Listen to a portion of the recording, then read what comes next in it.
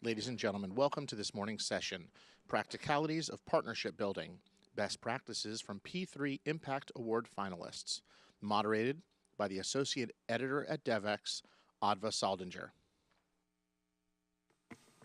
Welcome, everyone. We're really happy to have you here with us this morning and looking forward to a really great conversation about partnerships and how to do them best. I wanted to also let you know that near the end of the strategic dialogue today, the audience in this room is going to have a chance to vote on the first ever Audience Choice Award for the P3 finalists. So I'll tell you a little bit more about that later, but you'll be able to vote later today. And now I'm going to kick it over to Eduardo Tugendhat, who's going to start us off with some framing remarks. Okay. Thank you very much. I'm Eduardo Tugendhat from Palladium, and what I'll be doing is framing a little bit the conversation for today, just because, first of all, partnerships is an extremely broad concept that means a lot of different things to a lot of different people. So as a first kicking off point, I'll mention that what we're looking at here today, I think, are primarily what we might call collaborative business models that involve two or more actors in very complex systems, where these partners or actors are working together to create significant or catalyze enduring economic and social value that really creates a return and benefits for all of the actors in that system.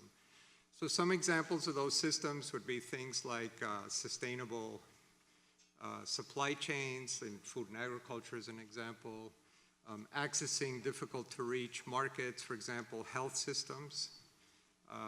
There's obviously the workforce development systems and bridging the skills gap. So these are all very complex systems where individual companies or individual organizations really would be challenged to create this kind of enduring value, if you will, that benefits all the people in the system. So what we have, at Palladium, we've been working a lot with a number of large corporates in particular. Many of these corporates are one that, obviously have very good intentions about creating, let's call it positive impact, social impact in the environment. Have had first CSR types of operations, but now often they're called sustainability initiatives, very often with very ambitious targets, such as food companies that declare they're going to have 100% sustainable sourcing of food. But actually moving from that intention to actually doing it is an enormous jump. And so very often they create initiatives, partnerships of various kinds with different organizations to pilot, to test out ideas of how they're going to do that. But many of these cases are ones that are still ultimately, first of all, seen as costs within the corporation rather than investments, not necessarily with a clear return. So in that context, one of the big challenges is really how, if there's not a clear return, not just to the company, but maybe also to some of the actors, how does this become scalable? How does it become replicable? How does one actually attract outside capital to finance this in a way that it can continue to grow? So what's the organizational models that make that possible? So those would be some of the kind of very practical questions around partnerships that we'd like this conversation to focus on, if that's possible. And so what we'll start with is specific questions, and then have each of you or a couple of you sort of answer very concretely to some of those questions, so that we can all have some opportunities to talk without giving a long presentation about what we do and whatnot. So is everyone comfortable with that framework and how to proceed? Terrific. Thank you all for joining here. And so I'll start with the first question. So one of the first questions, and there are obviously everyone around this table are practitioners, either supporters or brokers of various kinds of partnerships. Obviously, all our finalists for later today and in the Partnerships Awards. So obviously some very good partnerships. But the first question is about how did you go about actually identifying the opportunities within a system, if you will, for creating value, right? That you were going to be able to capture new value by working together in a new kind of business model with whatever partners you chose within that system. How does one identify that? That's enough value that everyone in that system is going to feel good about how you structure that. So just as a quick example of that, in food and agriculture system, we have a way of looking that if we can't create 5 times more value than the baseline, there probably isn't enough in that system for everyone to feel good about it, and certainly to be able to pay off whatever financing one attracts to make it possible. So that would be kind of the first question. Anyone want to kick that off with suggestions? Or how did you go about when you were starting partnership ideas? Or how did you identify the opportunities? Not the intent, oh yeah, we want to do a partnership, but how do you really come together with a concrete idea, estimate, a proposal, if you will, about the value you're going to create within a supply chain, within a distribution system, within a broken workforce system, market system of one kind or another. Thoughts? I can start, if I may. So my name is Wendy Chan. I'm from Accenture. And I thought one of the things that, and our partner is Upwardly Global, and one of the things that we did early on was to really partner together and do an intensive strategic planning together, to really working closely with Upwardly Global staff as well as the board members, bringing in the best thinking from our nonprofit consulting services to look at the system overall and say, given that Upglow has a proven model, where are the opportunities at the system level, right? And that's when we committed as a firm, as well as with the board of Upwardly Global, that we want to tackle this problem, at the system-wide, to get involved with some of the sort of the educational aspect for the policies makers, as well as thinking about how to leverage technology to scale the problem, to scale the solution to the problem. So I would say early on strategic planning effort to build consensus and also identifying specific opportunity was one of the key success factors for our partnership. Co-creation process in the strategic planning. And also building the commitment to that, yeah. Richard Rogers with Rogers McJohn, formerly Gates Foundation. We were the winners with TechnoServe and Coca-Cola for the P3 Impact Award last year. I guess the way we would think about it is the partnership is a means to an end. It's not an end in itself, right? So looking at what are the opportunities that maximize reach and impact, what's the business case for the various stakeholders within that system? And you're right, if every member of that chain is not going to see a return on investment, it's not going to work. So it's important to look at the entire system, and then where there is a market failure or where the startup costs or the risks are greater than what a normal investment decision would require for sound investment decisions, that's where donors such as philanthropists can come in and try to buy down the risk or cover some of the startup costs so that the net present value of that entire project becomes positive for all those parties. Thanks. For us in sanitation, I think the short answer to the question, how do you find that out? The short answer for us was listening. And then the longer answer is going to communities, speaking with market participants, and figuring out where the pain points are. The obvious ones in sanitation are illness and childhood death. And then on the consumer side, looking at how difficult it is to get a sanitary latrine.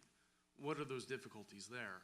When you can solve those problems for the consumer and work back through the market chain, that's where you can identify the value. That's what we found in sanitation. In agriculture, I'd say it's similar, but there's probably more actors involved. Well, as Cargill is a global food and agricultural company, we've partnered with CARE over many years. And I would say that the key opportunity for us in partnering with CARE is because we really leveraged each other's expertise. So Cargill obviously has knowledge of markets, of supply chains, of how we can improve agricultural practices for farmers. And CARE brought extensive experience in building resilient communities. So I think the two together really enabled us to create a significant impact. Yeah, I would like to add that partnerships means trust, and trust coming a good relationship. And when we came together, CARE and Cargill, we have been working 50 years. So we know each other very well. So we had the opportunity to work together, even planning together a strategy, from the global point of view, and even the relationship with the national or country size, teams. So coming from the high level of the organization, coming down to the country office, wherever we're working on, and then coming from the office, the other side. So means at the middle, we can plan it together and create ways how we can really work together and have an impact. Now, at the end of the day, what we're looking for is how we can change the life of the people, how we can be able, that the system, can be as an opportunity in a state of challenge. Hannah Dalmont with Concordia. Trust has been a big theme in partnership building. At every conversation we've ever had at Concordia, it always comes down to trust. And I think my question is really, how do we get there? 15 years is a fantastic number to build a relationship, but for those partnerships that are just starting out, what are some of the easy ways to I was cut off. Some of the easy ways to start to build trust, knowing that there's barriers of resources and time before you're even on this partnership track. How do you get there and communicate internally as well? How do you get buy-in from your organization that you should be investing in building trust with another entity? One of the things we've done that on the trust issue, because I think it is so fundamental, is we will organize, for example, either co-creation workshops or whiteboarding sessions, and make them very practical. So when we structure these, the goal is to come out with an action plan that each stakeholder, if they're interested in moving forward, can then take back to their stakeholders internally, right? That they have they've developed a roadmap for their organization as part of a partnership. And it's not the totality of building trust, but it's a starting point of giving people something, recognizing that the partners are part of their own systems, and that they have internal stakeholders that they need to address with critical information. We use those workshops to help them tease that out. One quick reminder is just introduce yourself before you speak. Sorry, so we all know Steve who you are. Schmida, SSG Advisors. We were part of the 2015 P3 Impact Award, so thank you. I'm from Department of Public Health Engineering, Bangladesh. So actually, we worked about sanitation. So we have a very bad sanitation situation back in 2002. Then we had gone through a nationwide blanket survey on sanitation, and we found that we had 1/3 of the population was using improved sanitation. Then 1/3 of the people were using unimproved sanitation, and 1/3 of the people were using open place defecation.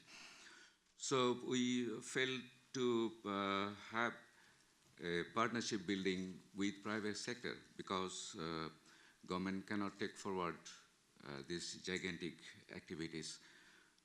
So by building partnership with the private sectors, now we have a remarkable achievement in Bangladesh sanitation situation.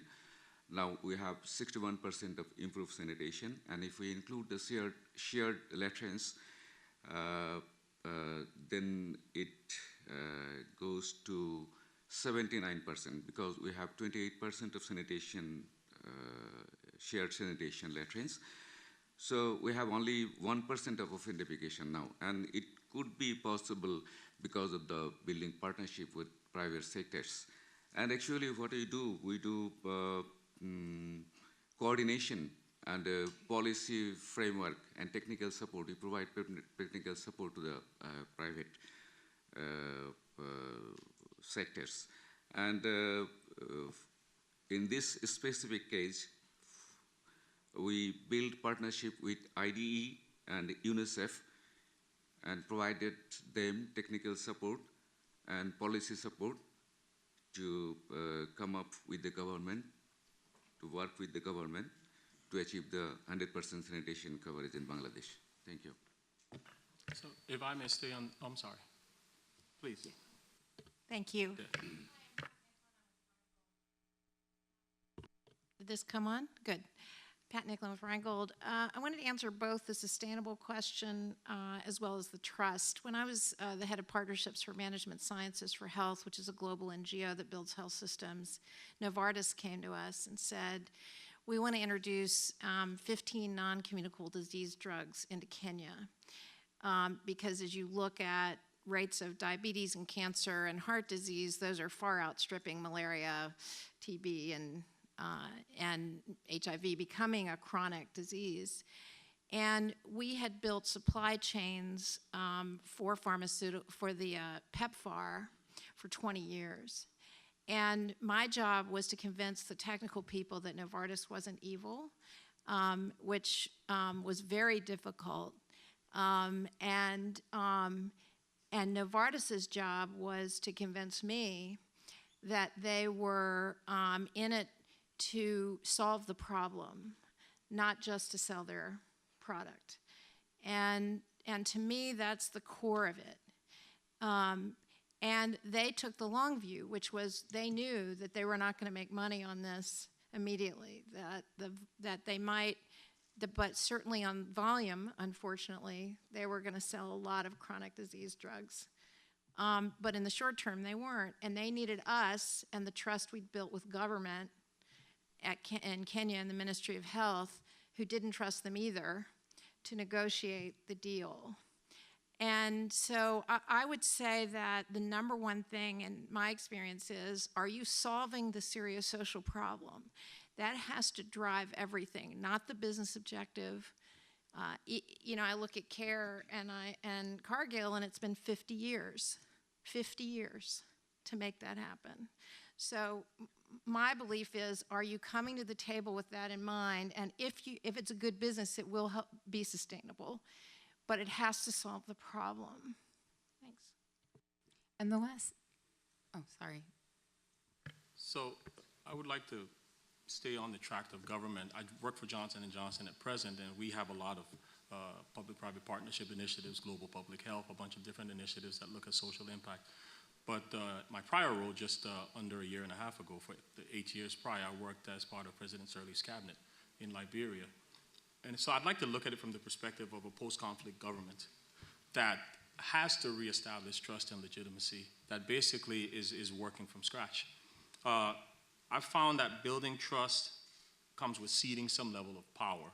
And so the argument then becomes, do you develop social licenses where the partner and the affected communities are going to come together to understand what's the way forward? How do we want to implement certain things? And let's, target, since we're talking post-conflict, maybe you look at the extractive industries, since they sort of would make the bulk of where jobs in a new environment like that would be created. There's a lot of hesitation and reticence from those communities that will be affected, given historically what goes on in these various markets, whether it's iron ore, rubber, oil, gold, diamonds, platinum, you name it. But there are challenges on the African continent. It has 30% of global mineral deposits, but it constitutes 70% of exports. So you don't see value addition. And so people see money going out, they don't see it going to the communities. And in a post-conflict era, that just exacerbates the situation. So I think that an approach for building trust could come through a vehicle like a social license, where instead of government saying, this is what's going to happen, government sort of takes a step back, allows the two partners to sort of talk. The community on the one hand, the external multinational corporation on the other, building sort of a binding social license that helps them articulate the aims and objectives of this marriage, if you will, and allowing that to go so now there's skin in the game, there's shared ownership, and then building that stewardship so that there's a transfer from expat knowledge to local knowledge, and then there's a level of sustainability that's built across that threshold. Thanks. I'd like to follow up on all these, and so Stan, maybe you can help me in a minute, is on these points, because one of the things I'm hearing a little bit sometimes that these partnerships so far are being defined as a company and an NGO, or a company and some kind of implementer, not necessarily and the community or and some of the others who are actually also partners, right? And so part of the trust building, I would think, and there's a question, is how, and again, to your point about what's the final result, the communities often don't want to just be seen as little beneficiaries. They also want to be seen as co-participants in this process, or if they're workforce or whatever skills, students, whatever it might be. So how many of these programs are creating information or transparency or sharing in the co-creation and then in the reporting of performance around that allows all of the actors in the chain to really feel good about what they're doing and want to be part of that? So this trust issue is hopefully no longer, right? Yes, and Sebastian Sirocco from Palladium. So maybe just I would start with commenting briefly about the previous question, which is identifying the opportunity. I think what is key is to find unsatisfied market demand. Because then that drives the search for that 3x, 4x, 5x, that the business then has the incentive to share, which is not sharing the same pie among others, is creating a bigger pie that then can be shared by involving others in co-creation, but also in developing a common set of goals. So strategic planning is key, right?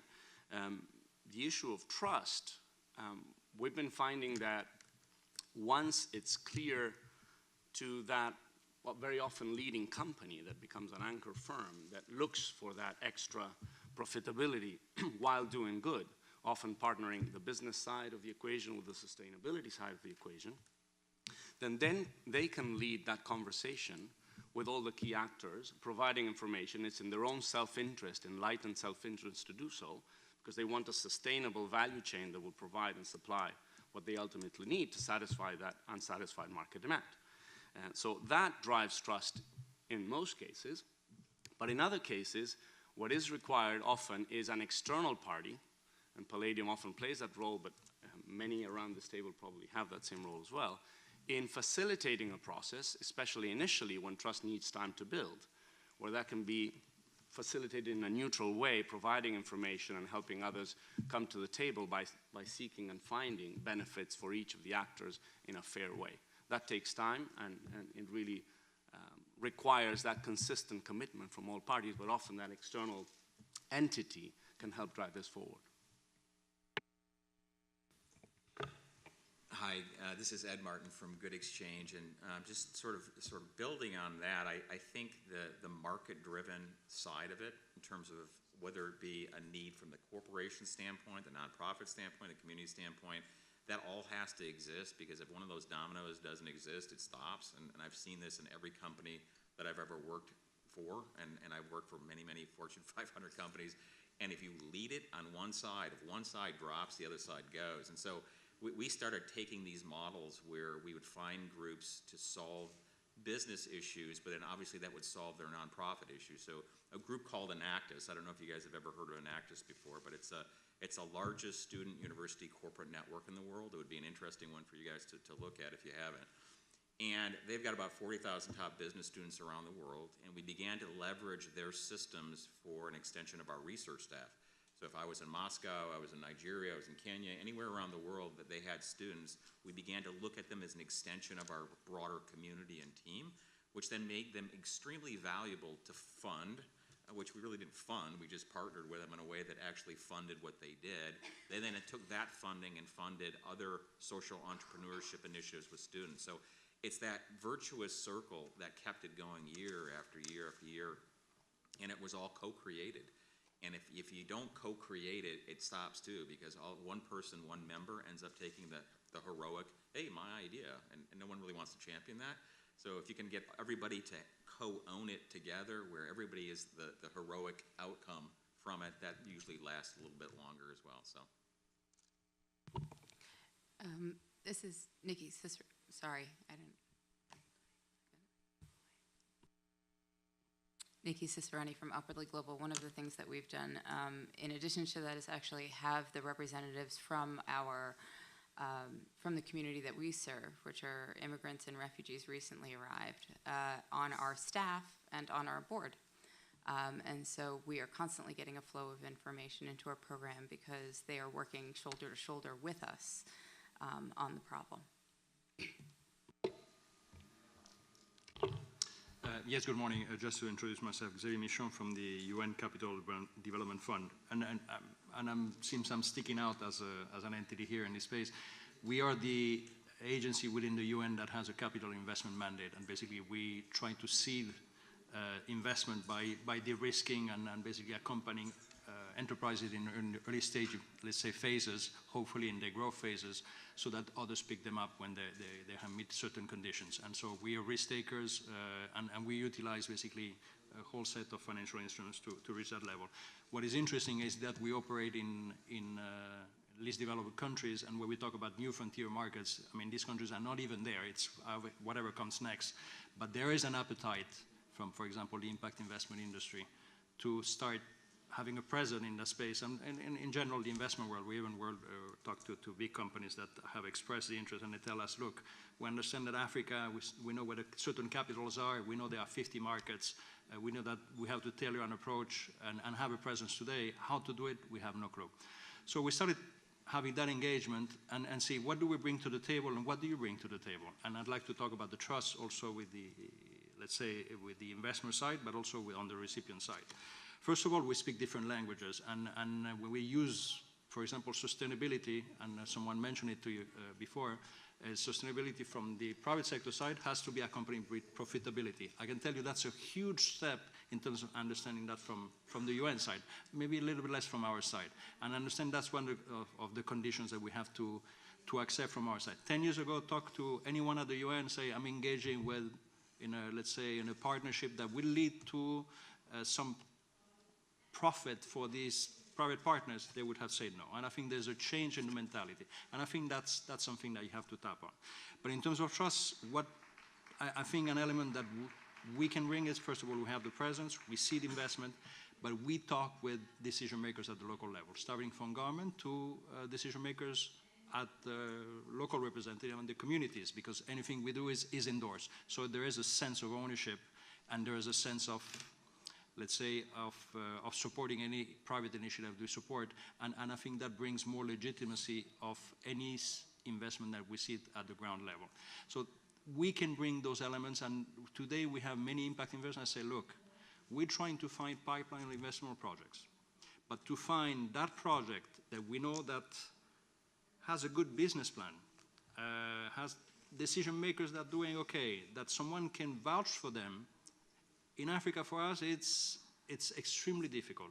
If we were to have partners that can vouch for them, that can have accompanying the story on the initial growth, that can also liaise with decision maker at the local level, also at the government's level, and they know the realities, it's something that we would extremely, let's say, be interested in, and this is where we're standing. There is that appetite. We see that there's a connection, and we are currently actually in a long dialogue with certain players, among them Palladium, and thank you for the invitation, by the way. And we're even launching now a structured dialogue with the impact investment industry, and it's about building trust. Is what do you bring to the table? What do I bring to the table? Where can we meet? And I think there's no single recipe. There are different recipes, but the important thing is to know what is there's no hidden agenda from us. I know exactly what you want, and I know exactly what I want and what I bring to the table. And I think that transparency in the relationship for us is extremely important, and I think it leads to building something together, which takes time over a relationship, and hopefully it will last for years. So I'll stop there. What I'd like to do is maybe move to a segue from that point to a different question, which would be, So how many of your partnerships, for example, would you say that at the end of some period, right, you set it up with usually a finite period, more like a project, if you will. As an implementer, it has results you're expecting. How many of these at the conclusion of that are enduring because you've created a model that can continue on some basis without someone's just providing ongoing grant funding? So that by being enduring, then it's actually also scalable and or replicable. So if you're in Liberia, it's not just dealing with 1,000 people in a community, but 1 million. And it can go from Liberia to, with Johnson & Johnson, to 10 other countries. Because now you have a model that works. Obviously, it has to be tailored, but works. Any folks who want to talk about this? Attracting capital is a big part of that. My name is Adolfo Pacheco from Honduras. So I would like to add before I'm going to respond to your question. First of all, partnership is not only between the private sector as Cargill and NGO as CARE. So we really engage, the community, in different ways. So, but also the local government and the national government. So we were talking about to develop programs at the community level. We go to the community to ask. They are part of the designing process, because we have to think about what the needs are and how we can, bring that needs in order to, fill out, because through the program that we actually were designing. So, and I've been participating as well in the monitoring and evaluation process, because so they had to realize it's really the approach and the way that we work in the community is the right way.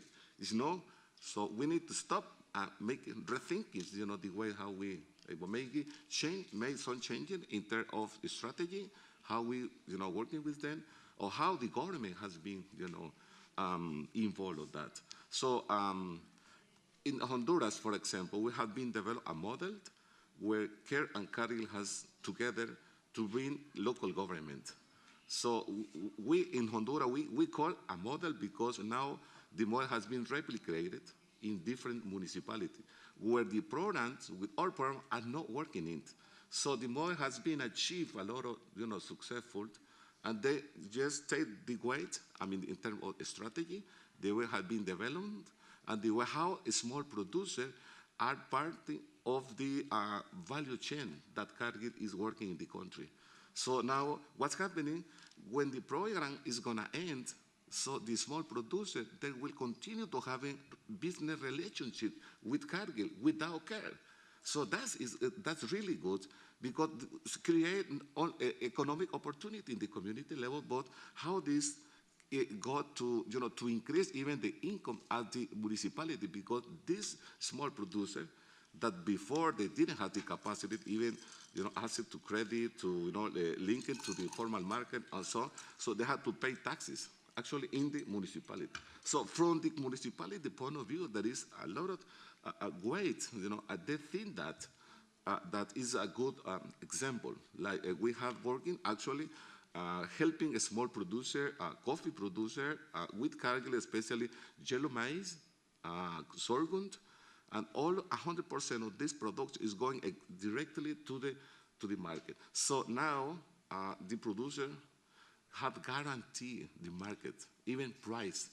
Even the price come down because of, the market issues, but they had guarantee. So what's happening in the past? This small producer, first of all, then they had the opportunity to do anything, and now they had, So I think that model, the one I try to pick around, is like... What's the interesting point you make there, I think, is that the model for sustainability and longevity is that you're tapping into the business model. So that's obviously one way that a partnership can last if you're sort of tapping into supply chains and building things out that way. Are there people who have sort of other examples of sustainability? Oh, go ahead. The last three questions are actually quite interrelated. So right from the beginning of the partnership, it needs to be very transparent what the return on investment is, what the value proposition is for each partner. Because if we don't define that and clarify that right from the beginning, one, there's no trust because what's the motivation of that company? And oftentimes companies feel that, in my experience, that they almost have to present it as being altruistic. That if we're making money on it, then somehow the impact is less good. But actually, what it does is foments more distrust because it's like then everybody has to guess what the motivation is. By creating just dual value propositions for this is what the society benefits from it or the beneficiaries benefit, here's how their profitability or livelihoods improve, and frankly, here is the strong return on investment for the business. This is why we're doing it. There's no smoke and mirrors here. That actually creates more trust. Plus, it allows for more information sharing. It can be clearly delineated what's pre-competitive and what's competitive. And then from a sustainability and scalability point of view, again, when we talk about how donors can buy down that risk or to serve purely as a catalyst, not as an ongoing subsidy, it's extremely important to understand what that return on investment is and what that hurdle rate is, so that once we get above that, then there is a clear business case for the business, not just to sustain it, but to scale it, which is a problem that we've seen in a lot of development projects. It might be reaching 1,500 farmers or so, well, that's great, but if you're sourcing from 100, 200, 300,000 farmers, how is this going to scale unless it's profitable? I think one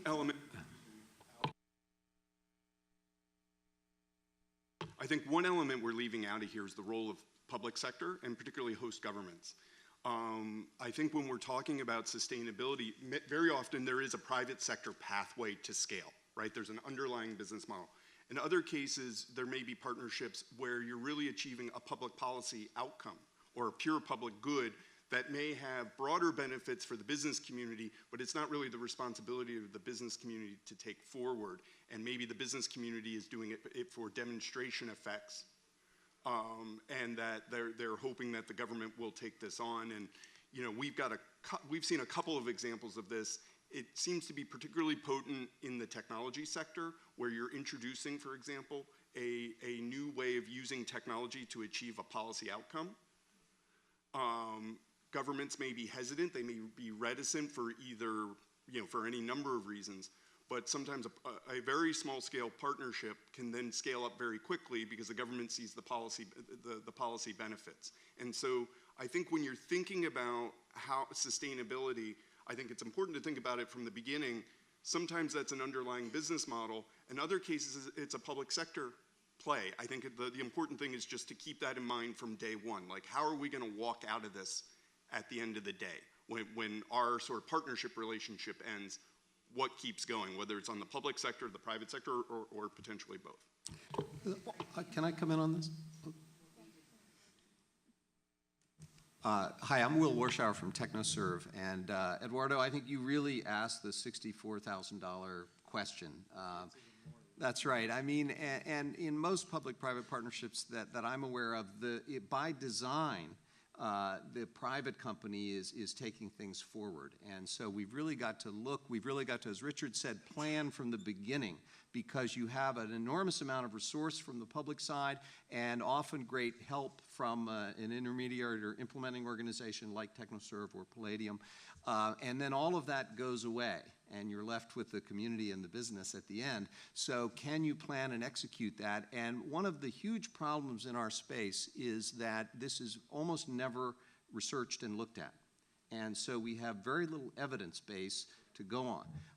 And I would encourage everybody around this table and in the audience to push on that. We commissioned a study. We got a foundation to write us a grant to go back to coffee farmers that we worked with, and the project had ended 5 years earlier. And so we really wanted that firm to investigate. There is always M&E money during a project, so you had good documentation, yield gains, price gains, income gains. What happened in the intervening 5 years? Did they persist? Did they go up? Did they go away? And I promised to make the data public no matter what it said. I crossed my fingers and toes. The data was, happily, it was positive. The farmers continued to realize those income gains 5 years after the public funding had stopped. We had gone away, and they were still doing their business. So I think, but we won't be able to drive more resources to those sorts of PPPs unless we do the work of investigating and documenting and figuring out what's lasting over time and what's not. If we may add, in terms of sustainability, I think one of the unique feature of our partnership with Upwardly Global, Accenture and Upwardly Global, is really the multifaceted relationship that we have. It's not just about our corporation providing funding for the partnership. It's really about our people at Accenture being involved with the partnership. We are recruiting from Upwardly Global as, sort of as a talent pipeline. We are providing pro bono services to Upglow and be the thought partner in strategizing and thinking about how to leverage technology to scale. Our people are giving their time and money of their own time, right, to kind of support Upglow's program. So I think that's a really unique feature that I think really substantially give energy and momentum for sustainability. And I would just add to that that the work that Upwardly Global is doing with Accenture with Upglow is taking a program that was largely in person and productizing it. And to somebody else's point, our program is proven. The resources, the tools, and the trainings that can be digitized are now being able to be offered to the field. So when you talk about scale and sustainability, the U.S. Department of Labor has 2,500 American job centers. Now the city of Alexandria, that is overwhelmed with refugees who are highly skilled but whose core services do not meet those needs, have a resource in Upwardly Global that they pay for. So we've turned what was a largely philanthropic model into a stream of what is paid for services by the existing system, and that in some cases is government, in some cases it's NGOs, and in some cases we hope down the line it's companies who actually want to learn how to tap into the population. Can I sound a caveat for government, speaking as a former government official? I fully agree. You need to research and understand what are those key priority areas for government before jumping into a PPP. Understand that conversely, as governments shift, so do priorities. And if you don't develop a model that embeds a mark of stewardship where it transitions from the heavy reliance on the existing administration, the existing government, especially in Africa and other conflict-ridden areas, what you'll find yourself left with is a public-private partnership document that then gets reviewed, may get rescinded, or funding could dry up from the government's resources. So I think it's important, first and foremost, to do what I call empowering for the future. Building that local capacity, getting the roots all the way down, as you were saying, Eduardo, down, and I think I said earlier, all the way down to the local level, like you were talking about in Honduras with the local communities, and building a model that is not super reliant on the government's endorsement. It's really there for a policy perspective and maybe for the rule of law. But devoid of that, you want to make sure that this has wings on its own and it has the propensity to grow based on that relationship that is sub-governmental, that really can perpetuate when that administration has changed and a new one has come in with its own set of priorities that are completely antithetical to where you started in the first place. If I may add real quickly, Gene Turk, Office FMA. So to what you were saying, I think in general, for sustainability of these partnerships, it's extremely important to realize that priorities of stakeholders are dynamic. And they're especially dynamic in emerging and frontier markets because they're by nature much more volatile than kind of what we're used to in the developed world.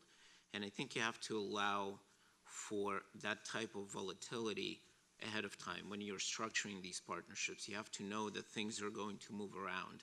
You have to allow people some flexibility to adjust their goals in a sustainable partnership. And I think what's important there is you have to continue the dialogue. You can't just come in, set up a structure and say, right, here you go, everything else is on you.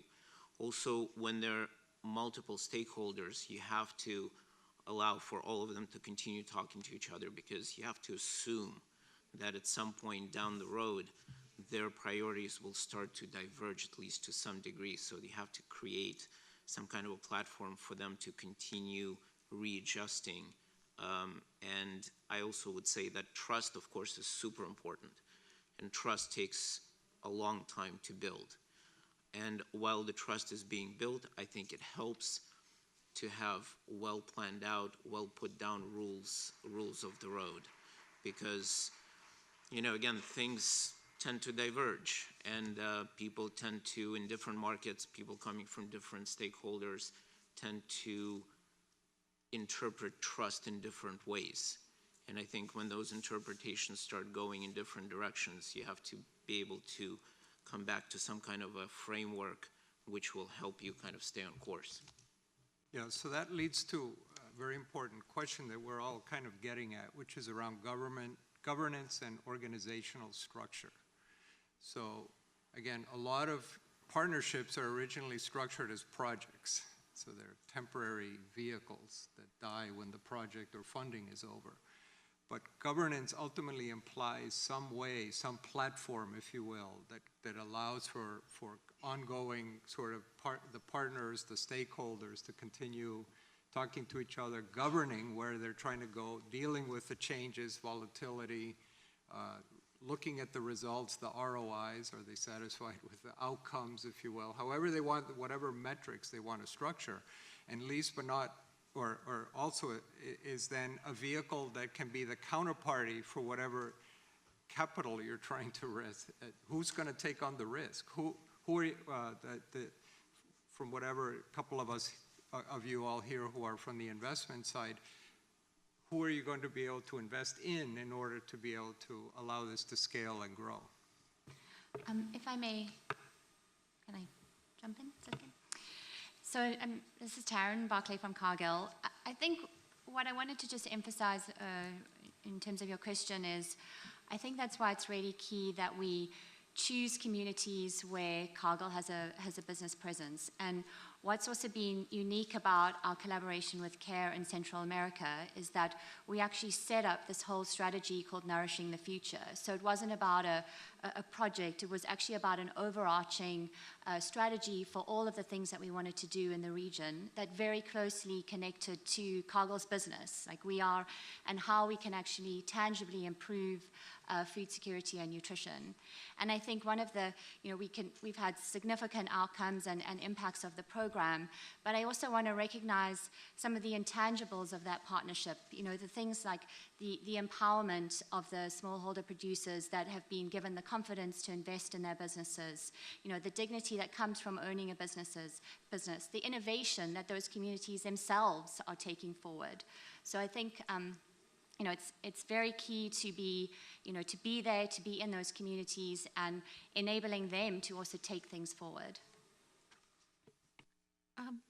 Hi, I think we are kind of underestimating the power of a brand.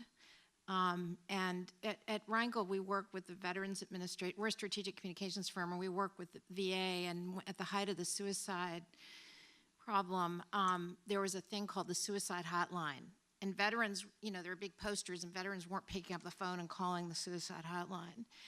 We rebranded it to the Veterans Crisis Line, and then we created a platform online called Making the Connection. And we promoted that extensively. And now veterans know that's the place they can go to find resources and services in a safe place. They could find other veterans, literally videos of other veterans who were sharing, I don't know what's wrong with me. I might have post-traumatic stress syndrome, I don't know. And they were seeing in themselves other people. So I think, and then you look at Share Strength, and we created the No Kid Hungry brand.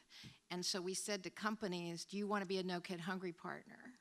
And so that brand became a value that the donor and the customer and the client and everyone else said, I want to be part of that brand. So I think, trying to look at that as you're communicating the impact of your partnership. Do people know they can join your campaign, and can that help, sustain it? I'd say for the sanitation sector, when we entered it, we had a sector mindset rather than a project mindset, which changed our approach from day one. And that initial trial, we showed that you could create a virtuous cycle with communities, businesses, big businesses, the plastic manufacturer, and installation businesses that were delivering to the last mile. Now, the underlying support which gives it sustainability is the government. which very early on was a keen participant watching the initial results, and then at a certain point jumped in and started developing guidelines for both development practitioner and the private sector to help us deliver on the ultimate promise. The other aspect of scale is watching crowding in. When you get one business having success in that virtuous cycle, it's like being part of a brand. Everybody wants a piece of it. And then you see the numbers jump and jump again, the cycle repeats itself, and then you're looking at 1 million or more in impact very quickly.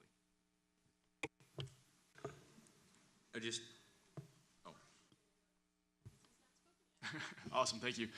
Steve Brunn, Winrock International, formerly of Target Corporation. I'm relatively new to Winrock, so I'm going to give 2 examples, one from Target and one from Winrock. I think part of what's important in terms of sustaining and in terms of maybe informal governance is activating citizens to hold their governments and business accountable. And from the private sector perspective, well, 2 examples. One, within Bangladesh, the Alliance for Bangladesh Worker Safety had a strong component of ensuring that individuals had a way to identify issues that were happening in factories related to safety and be able to raise that with business and with the government. Also, with the Institute for Public Environmental Affairs, they were developing a technology that enables citizens to capture issues related to pollution at the source or near the source to, again, hold government and business accountable. Within Winrock, certainly part of what we do is to train citizens to have the tools to engage with business and to engage with their government to ensure that, again, there's a level of accountability regardless of the issue that comes up. So not only are we training them to address the issue that is critical at that particular point in time, but also giving them the skills to address issues that could come up in the future. Can I ask a question to that, Steve? And again, this draws from a commonly stated trope that to train people to talk to businesses, to be that bridge, to help these groups talk together. And I'd love to hear from some of the private sector folks around the table one concrete example of what kind of skill set is missing when they talk to potential partners. Where is a challenge and a communication gap, or something actually very tangible that we can all take away from this and try to work on?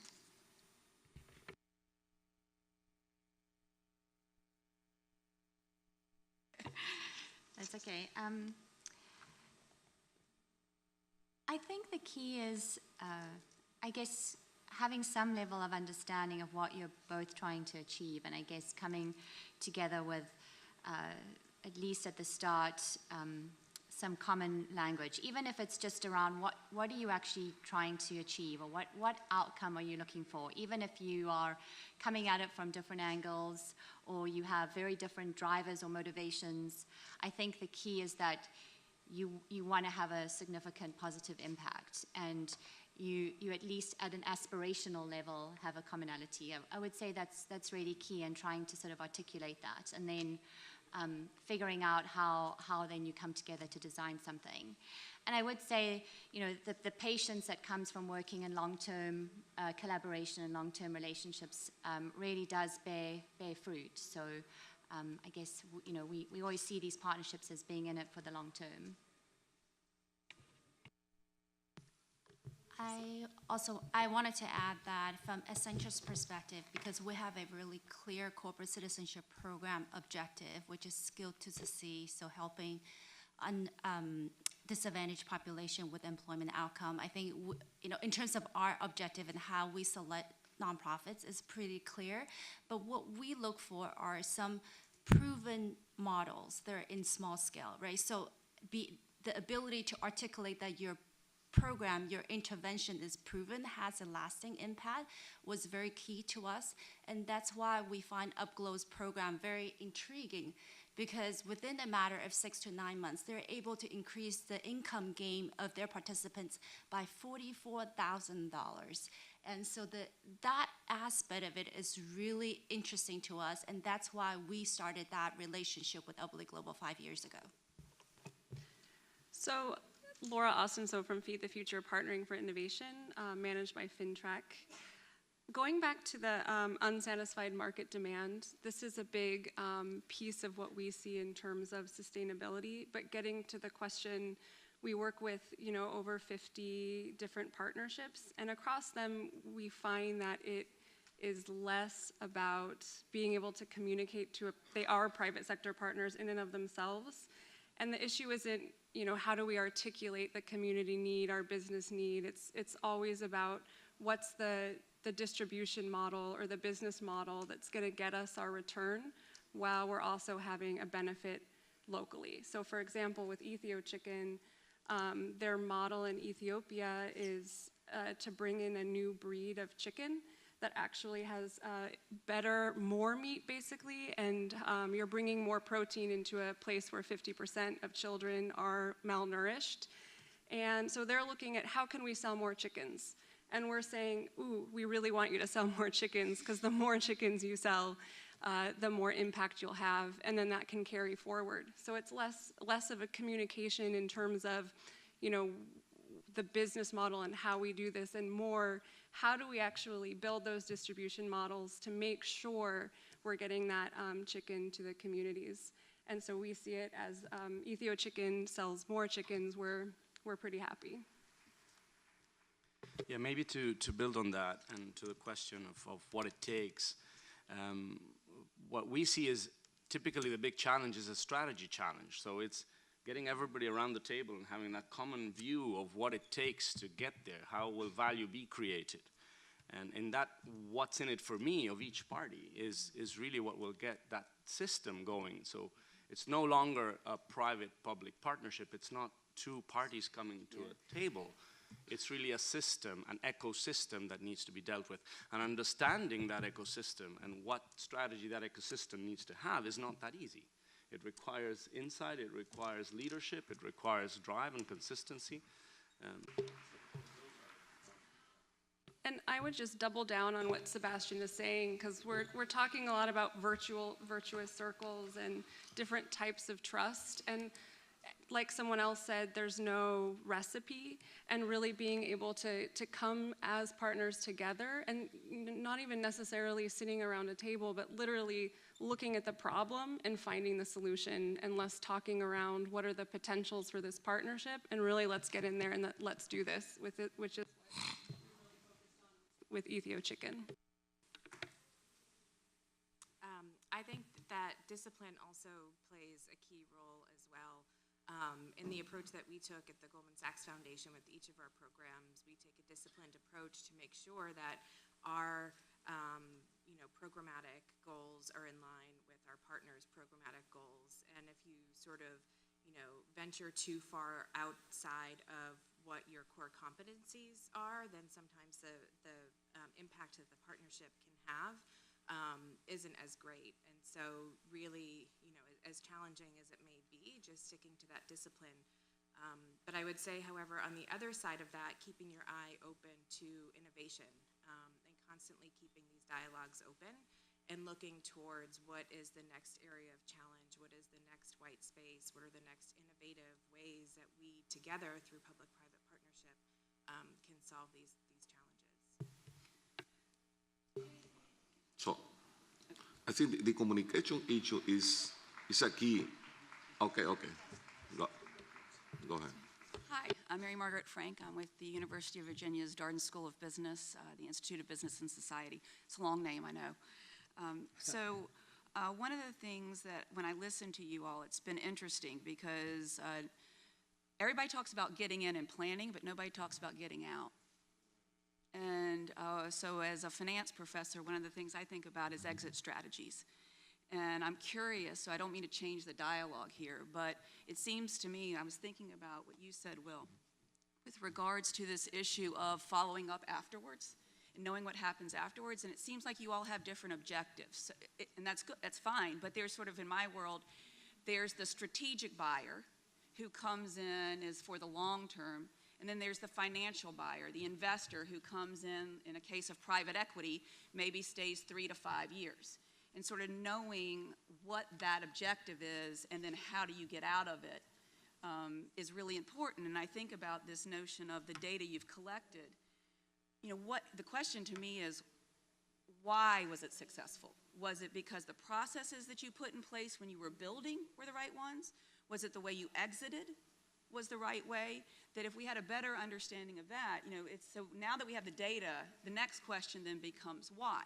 And you've all been there, and I'm curious as to how you've thought about, or have you thought about your exit strategies? And some of it maybe there is no exit strategy because we plan to be partners for 50 years, and that's a strategic buyer in my world. But how is it then when you think about, do you think about exit strategies? Because our risk is also in how do you get out? And as an investor, if you have a 3 to 5 year investment horizon, you're constantly asking, what's the exit strategy? So I'm just curious. So I would like to respond that question. Yeah, we're actually going to just wrap up this segment of our conversation because we're running short on time. Yeah, we have all of 15 seconds left, so it'll be hard. But it's a very good point. But I think what we've talked about is 3 kind of major pieces of a cycle, or maybe it's even more. But the first one is a planning cycle, which everyone agreed. We have to get all the actors around planning, what it is we're all trying to do, align around the different interests, and make sure we're listening to how each of those actors actually measures success, because it's not the same. And so building something around that common, aligning those interests. The second thing, which becomes really critical, is execution of the strategy. How do you actually make it happen? And I think what we've heard some here is that one has to test things, try them out, proofs of concept, and then use those proofs of concept as opportunities for scaling and turning it into something much bigger. Now, the scaling part could actually involve some initial partners leaving and others coming in to be able to continue because they now see a model that works. But very clearly, there has to be a phasing process in which it goes from a phase 1 to a phase 2 to a phase 3. And I think we've done a little bit of research with Robert Kaplan and George Serafim at Harvard Business School around this kind of thing. And what we're finding in many cases, there's actually a lack of ambition in a lot of these partnerships, right?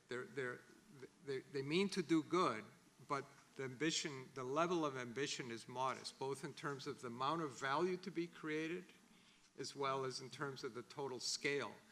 And again, even whether it's in the planning or in the execution or in how it then moves into the follow-on phases, that becomes a key issue.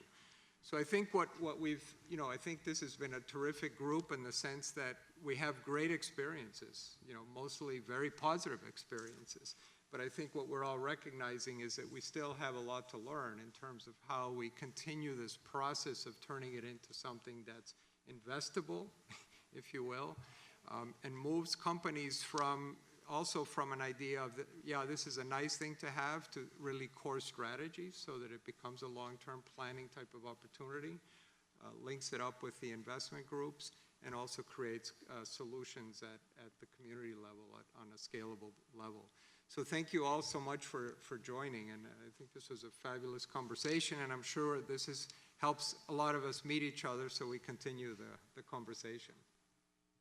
And we are not done yet, so we will have a chance to sort of continue this conversation by looking at 5 examples of successful partnerships, which are this year's finalists for the P3 Impact Award.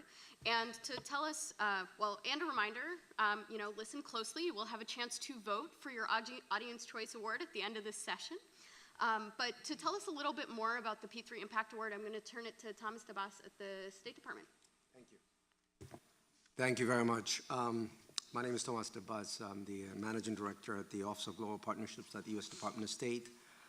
I've been dying to speak, but I try to refrain myself since I'm going to have this opportunity. Before we kick off talking about the P3 Impact Award, I want to took some notes with some of the questions, and I want to share with you from government perspective some of the questions that Eduardo and Adva and everybody has posed. The first one is on the trust. I'm not going to talk too much about trust, but there is a couple of things I want to put out when it comes to partnership. I've been around in this space for the last 15 years. And one area that I've always, have dealt with is the question of ownership and control, especially when it comes to government. we do not like losing control. And partnerships meant you lose control. But we try to stay loyal to the idea of partnerships. The formula, the mathematical formula I always go to is we is greater than I. If that formula works for you, then you're safe to move forward. So I think, always think about that as you're thinking through, and this is not a government issue, this is also a corporation issue, the risk that comes with collaborating with people. The next two things is empathy and affinity. Empathy, I'm not going to get too much into it. I'm not talking about empathy for poverty and stuff like that, but actually someone raised the issue of understanding why a company's getting into it. Trying to sit on the other side of the table from a corporate, from an NGO, from other folks, like why are they in it? To feel their pain, to feel their passion is an important thing. The other one is affinity.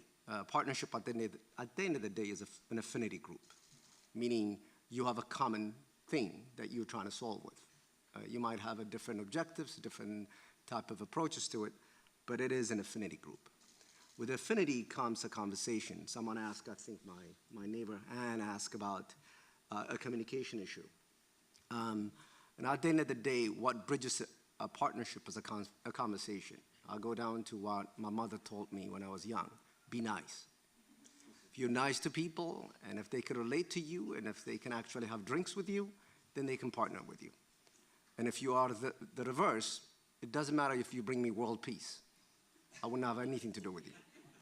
Because I'm serious. I mean, partnerships are, corporations or governments have no soul. People do. So always remember that a partnership building starts with a conversation, a simple conversation, and being able to build that affinity with folks. The other one is my colleague from J&J talked about the issue of governments, and I think he shared his experience in Liberia and others. And it is true that governments change. I sit at the U.S. Department of State, and governments have changed. But I've been around changes for the last 15 years. That is not uncommon. That is not new. But it is not uniquely a government issue. I've been in partnerships with corporations where the CEO leaves, or our point of contact leaves, and everything changes. So this question that the institutional buy-in of both governments and the other stakeholders is paramountly important, but it is not a question of, it's not a government issue. I don't want you to tackle this issue of longevity as a government issue. It's actually all stakeholders issue. The last one is evidence-based research. This is my segue to the P3 Impact Awards. This entire idea of the P3 Impact Award, when it came to us from Mary Margaret 4 or 5 years ago, we had similar kind of thought processes. But the reason, frankly, that I was convinced to collaborate with Concordia and with UVA was on evidence-based research. I felt comfortable. I felt a sense of affinity within academic institutions. Who cares about what evidence-based means? And so we can actually showcase and celebrate partnerships that are not just because their names look cool, and they got great partners together, but they actually do something. So it is with that recognition that we are starting off this, the second section of this strategic dialogue by shifting the conversation less about what each of you think, but why these 5 finalists think about these partnerships. And we've been around, this is our 4th year, and every year my jaw drops by the level of depth that these partners come to us. I remember the first year we did it, we were struggling, frankly, to get people to apply. This is probably the only dialogue every year. I go to a lot of roundtables. This is the only place where I don't explain to people what I do.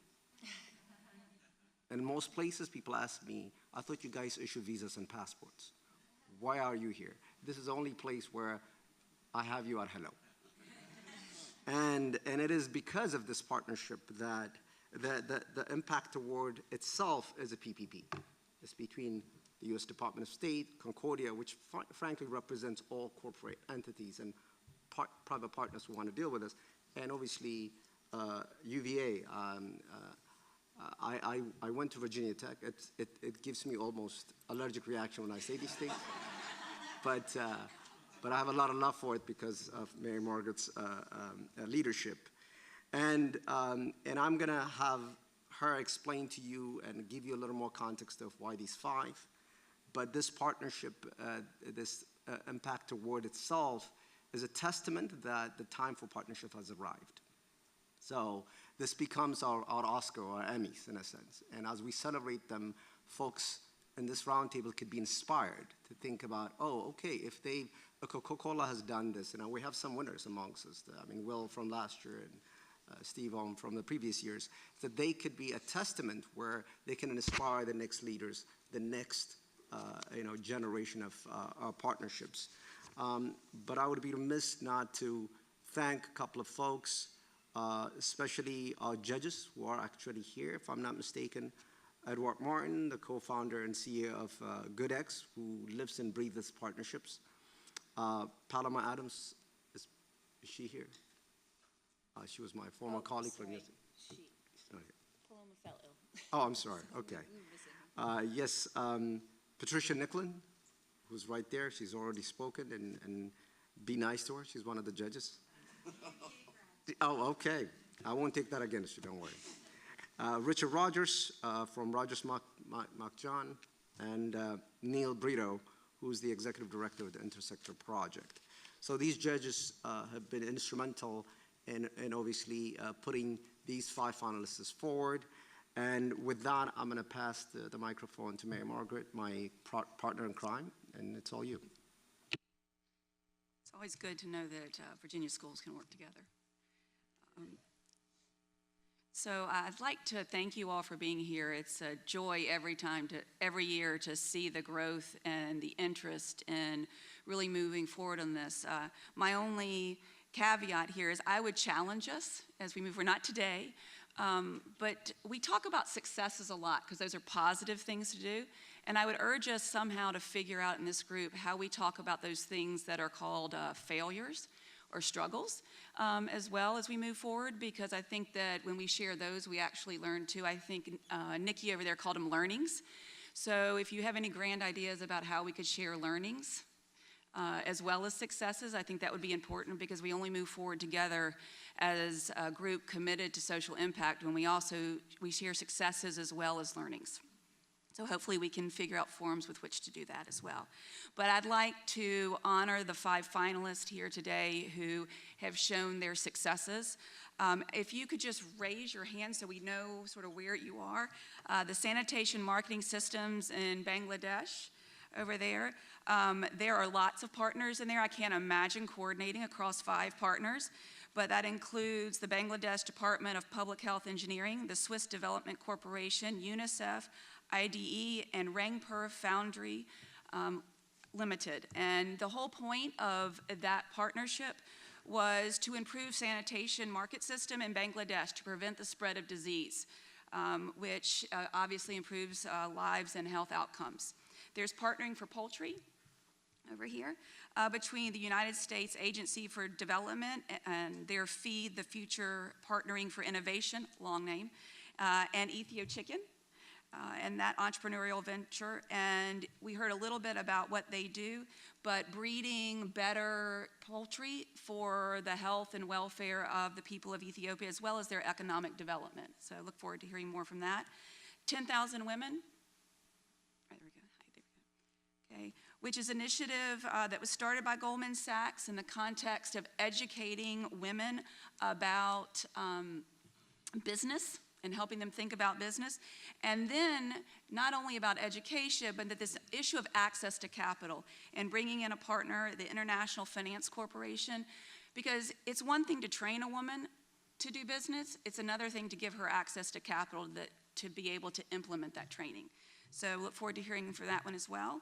And then finally, the 50-year-old partnership of CARE and Cargill in nourishing the future in Central America in specific, and how they think about how they're going to do resilient farming. And particularly in this case, it was in Guatemala, Honduras, and Nicaragua. So welcome, and we look forward to hearing from you. Thank you. Just wanted to add. Yeah, we've got one more partnership. Yep. The Accenture Upwardly Global Oh my gosh, Partnership. I so apologize, because I spent most of my time talking to you this morning. As you saw that I looked at you, I apologize for that. So Accenture and Upwardly Global have been worked on a key issue that has been in the news a lot recently, and thank you for that.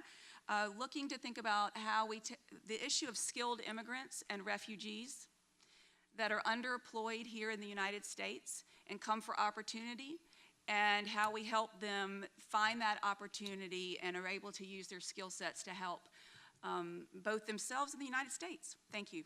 Sorry for the omission. So the way this is going to work is that we're going to hear from each of the finalists. Each of the finalists are going to have 5 minutes to tell us about their partnership. I know it's not much time, but I'll help you guys know. Those of you who can see the clock, that'll be your marker. Those of you who can't, I'll give you a signal. And then afterwards, we'll have a chance for the judges to ask some additional questions so we can dig a bit deeper. Our first partnership we're going to hear about is the 10,000 Women Partnership. Thank you. So thank you all to the committee of judges. We're honored to be here among such an incredible group of individuals who are really committed to public-private partnerships, to creating innovative solutions to social challenges.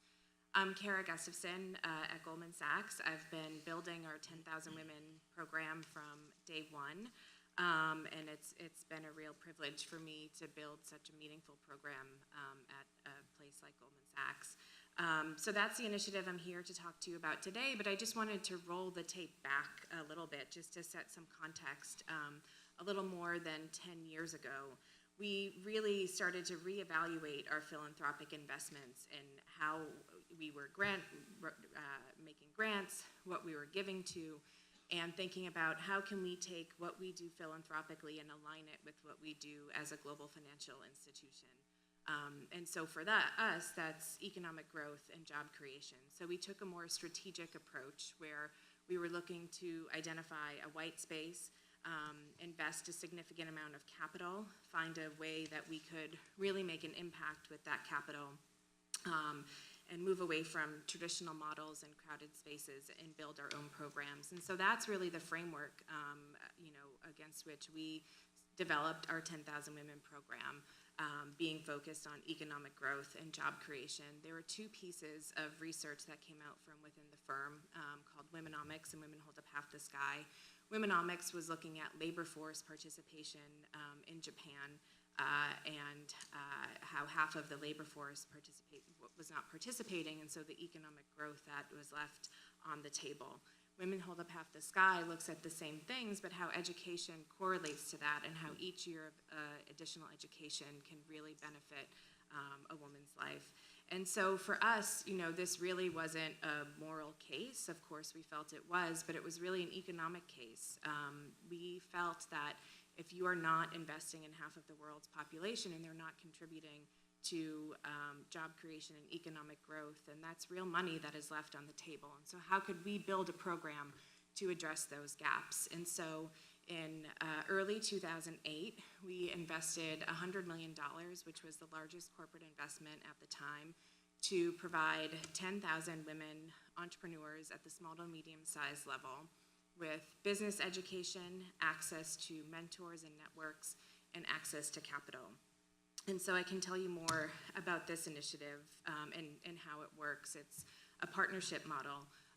We convened who we assess to be the leading academic and nonprofit partners to really help us build our programs. We worked with Babson College to develop a best-in-class curriculum that's pragmatic education that's relevant to an entrepreneur and everything she would need to know to grow her business, anything from negotiations to strategy, to accounting, to writing a business plan.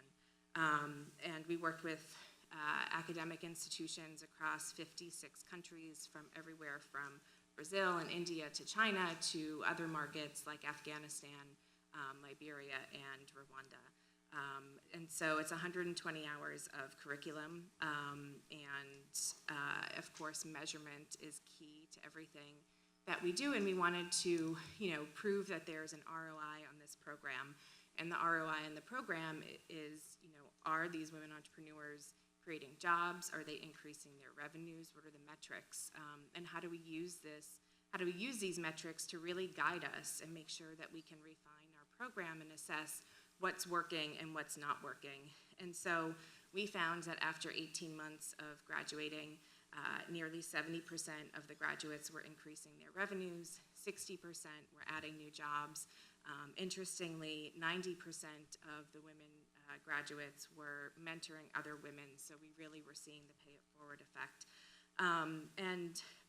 Other partnerships that we've built our program to really extend the reach. You can't go to every country easily and partner with an academic institution in those countries. So an innovative solution that we found around that was through public-private partnerships. And so we have partnerships with the U.S. Department of State, where we were able to train women in around 20 countries. We had a partnership with the Inter-American Development Bank in Peru, OPIC, where we worked with women in Liberia.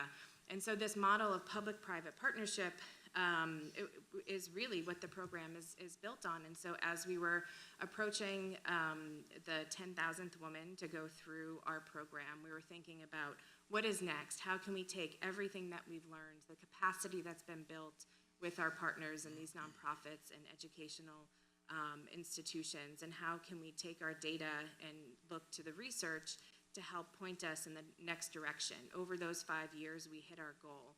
And as we were looking at the data of the entrepreneurs who were going through our program and research, IFC estimates that there's a $285 billion credit gap. And we felt that we could take our learnings on this initiative and apply it towards access to capital for women entrepreneurs. Because like you said, women have access to the educational and skills training resources that they need, but if they don't have the capital to build and continue to grow their business, then they get stuck. And so in 2014, we developed a partnership with the World Bank and IFC, where we created the first of its kind lending facility that's dedicated exclusively for women entrepreneurs. And to date, it's an $800 million facility, and that partnership has scaled our program from 10,000 to reach 100,000 women entrepreneurs. Thank you. Thank you. Next, we're going to hear from Accenture and Upwardly Global. Hi, this is Nikki Cicerani. I'm the CEO of Upwardly Global. Again, thank you to the judges and to my colleagues on the panel. It's wonderful hearing about all of your projects. I'm going to start with the story of Marwan. Marwan was a trauma surgeon in Iraq, and he came to the U.S. as a refugee, and he became so desperate for work that he took a job operating a hot dog cart. Enter Upwardly Global. Our program was there to actually support him in gaining the U.S. job search skills, the acculturation skills, the contextual English skills, and the connection to the U.S. mainstream employers that helped him land a job at a biotech company, where he later developed and patented a new methodology for repairing fractures. So now Marwan represents really just one of the nearly 2 million immigrants and refugees who are in the U.S. today. They have a college degree or better, and yet they're completely unemployed, or they're drastically underemployed in low-skill, low-wage jobs. Scientists as cashiers, civil engineers as doormen. This problem is more pressing than ever, as we've probably heard in a couple of the plenaries, because there are more people displaced globally than ever. 22 million are displaced outside their home countries, a trend that's not being predicted to get better anytime soon. And so secure, sustainable employment enables individuals to invest in their local communities, and it contributes to the larger economy. Beyond that, creates a sense of belonging that extends to future generations, and an increasingly unwelcome environment to immigrants and refugees. Upwardly Global's work, we hope, serves as a beacon of hope to the displaced, and a draw for the best and brightest to continue to come to America. So we are the first and longest serving organization that was working very specifically to interrupt the cultural and the systemic barriers that prevented refugees and immigrants who had education and skills from their home country from accessing the professional workforce. Now, before we did our partnership with Accenture, our program had been really succeeding on a smaller scale. We did our trainings in person. We did our coaching in person. We were helping a couple of hundred doctors, scientists, engineers getting back into their careers each year. But then when we began in 2012 to partner with Accenture, it was sort of like going from the on-ramp to the highway of our work and impact, and that acceleration just started to happen. Wendy's going to tell us a little bit about that. So when Accenture first learned about Upwardly Global, we were really excited about the collaboration opportunities for several reasons. One, clearly Upwardly Global has a proven model. Second, the objective and mission of UpGlow aligns really well with our corporate citizenship priorities, Skills to Succeed, which is to use technology to improve the employment outcome of vulnerable populations such as refugees and immigrants. But thirdly, as a global consulting firm, Accenture is deeply committed to diversity and inclusion, and the mission and vision of Upwardly Global resonates really deeply with our people, myself included. I am an immigrant from China. I grew up in a blue-collar immigrant community in California. And I have seen with my own eyes the cost of brain waste in my community. So for example, my best friend's father, he was an electrical engineer trained in China. After he came to the US, he was washing dishes at a restaurant and eventually retired as a custodian. So there are two aspects of our partnership that we wanted to highlight. One is around innovation and scale. The other one is around sustainability. From innovation and scale, we knew early on together as partnership that in order to take Upwardly Global to scale, we need to leverage technology and turn Upwardly Global digital. So what we did was we turned their in-person training to online and essentially helped the organization double its size in a matter of just a few years. But not only that, they're now able to reach to over 40 states, job seekers from over 40 states from a really limited geographic footprint. Right now, we're embarking on a new journey together. We're so excited that we are working together to learn to digitize Upwardly Global's model and essentially make it available to partners both domestically and internationally, to all the stakeholders in the immigrant and refugee integration system, so that these partners can connect and plug in to these platforms and essentially deliver UpGlow light training to their constituents in their own country and their own geographic location. Secondly, around sustainability, I think we mentioned earlier that this partnership is really a marriage between Accenture family and Upwardly Global family. We collaborate at so many different levels, not just as the traditional corporate partner to give funding to Upwardly Global, but we also engage our people at the grassroots level. Our people give their own time and money to Upwardly Global. They volunteer for Upwardly Global. We had 6 employees at the beginning of the partnership to volunteer for Upwardly Global. Last year alone, Accenture people gave 2,000 hours of volunteering time to support and mentor Upwardly Global's job seekers. Not only that, we're a thought partner with Upwardly Global. We provide strategy and consulting services to help UpGlow strategize and figure out how to implement and scale. And on top of that, we also hire from UpGlow, and we have hired 21 individuals since our beginning of the partnership.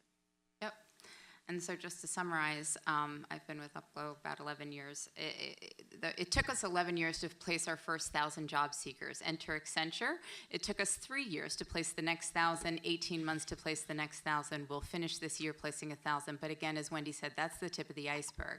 As we digitize the model and bring it to the system, the ecosystem. Somebody was talking about the ecosystem, maybe Sebastian. So we're talking about the 2,500 job centers of the U.S. Department of Labor. We're talking about the Department of Labor job centers of just the New York State alone, where there's 300,000 people served annually. 120,000 public libraries that want to deliver services to their local constituents, largely immigrants and in some cases refugees. We're talking about the 300 volunteer agencies in the refugee resettlement community that have no tools to help the refugees who come with those greater skills and experience and background.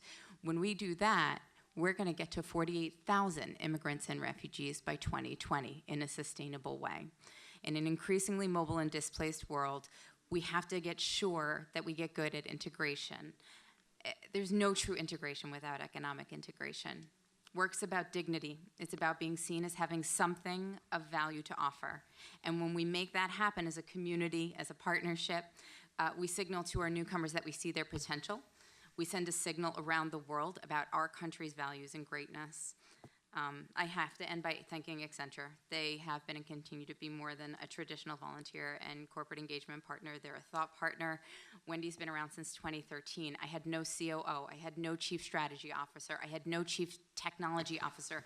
I had Wendy and her team, and I had everybody she pulled out of the 400,000 Accenture employees with those backgrounds. They have enabled our scale, and that's with both the thought and the cash assistance. We are getting that investment that's leading to that sustainable piece of our program that scales. And they've been a confidence-building friend of the organization. Thanks. Thank you. Next, we're going to hear from the Partnering for Poultry Partnership. Sorry, I was a little quiet during the previous discussion. My name is David Ellis. I'm the CEO of Ethio Chicken, co-founder of Flow Equity. A lot of people ask why businesses aren't able to achieve scale in this sort of impact space. I think generally it's because they're not solving big enough problems, or they don't have a fundamental product market fit. And what we've learned at Ethio Chicken is poultry is a very big problem in Africa. You have the vast majority of population living on less than 1 acre of land, and they can't get more land, and crop yields are starting to taper off. And so livestock is a huge opportunity for them to gain income, also achieve food security. And chickens in particular are important for women. Women are usually restricted to the household, and chickens also don't go far from the household. So women are the one earning disposable income, and when that happens, we know that women also get more income for school fees, healthcare, and family needs. So Ethio Chicken was started in 2010. Our company Flow Equity went to Ethiopia looking for business opportunities which could achieve scale and solve big social problems. We found a failing government poultry farm that was built with the intention of supplying smallholder farmers with better breeds of chicken that could increase their productivity. The government, unfortunately, tried to run this farm for about 15 years, and they were failing. They were producing about 10,000 chickens per year for a region of 5 million people, and the country overall is 100 million people. So we approached the government. We said, we have the financial, managerial, and technical know-how to turn this thing around. Since then, we found the right breed of chicken. We found the right business model. We've achieved, currently today we sell more than 10,000 chickens per day compared to 10,000 chickens per year under the government. We're 850 employees, and our purpose today is to basically reach every farmer in Ethiopia with improved chickens. And once we do that, we look to replicate across the continent. And then Partnering for Innovation was a key partner for us in putting some critical capital in place at a time when the business really needed some risk capital. Great, yeah, so that's when we came in the middle of Ethio Chicken's story. And we're a team of 10 at Feed the Future Partnering for Innovation, and we do our work in collaboration also with the USAID's Bureau for Food Security. And our goal is really to work with companies who have technologies, services, and other products that are core to their business and also support and help smallholder farmers. So in Ethiopia, where we work with David, where 85% of the population is rural and 83% are working in ag, and as I said earlier, where almost half the kids are malnourished, Ethio Chicken's model is bringing protein, so meat and eggs, and a lot more of it into these rural communities. And they're also bringing income-generating activities for thousands of farmers. So for us at Partnering for Innovation and USAID, what we saw was the potential for a company to sustainably work in a country for the long haul. This year, Ethio Chicken in Ethiopia alone will reach over 2 million smallholder farmers with improved breeds of chicken, thereby increasing, again, food security, income. The typical African chicken lays about 50 eggs in a year, and will reach market weight in about a year. Our chickens are not like the super, hormone injected chickens that we see in the Western world, but they're a 4x improvement on productivity. So they're very easy for farmers to handle. They will produce 4 times as many eggs and grow 4 times as quickly, representing a huge increase in income, especially for rural women. Now that we've proven this model in Ethiopia, we've also started in Rwanda. And with Rwanda as our first pilot outside of Ethiopia, if that's successful, we look to be the leaders in this traditional rural poultry market segment across sub-Saharan Africa. And so as the business grows, achieves more profitability, scale, we hope to attract more partners like Partnering for Innovation in the future. Thank you. Now we're going to hear from the Nourishing the Future partnership.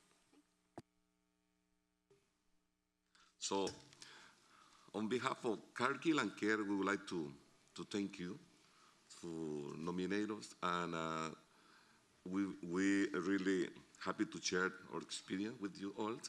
So, CARE works around the world. So we work to save life, to defeat poverty, and to achieve social justice. So since 1946, CARE has been reached 80 million people around the world in 94 countries.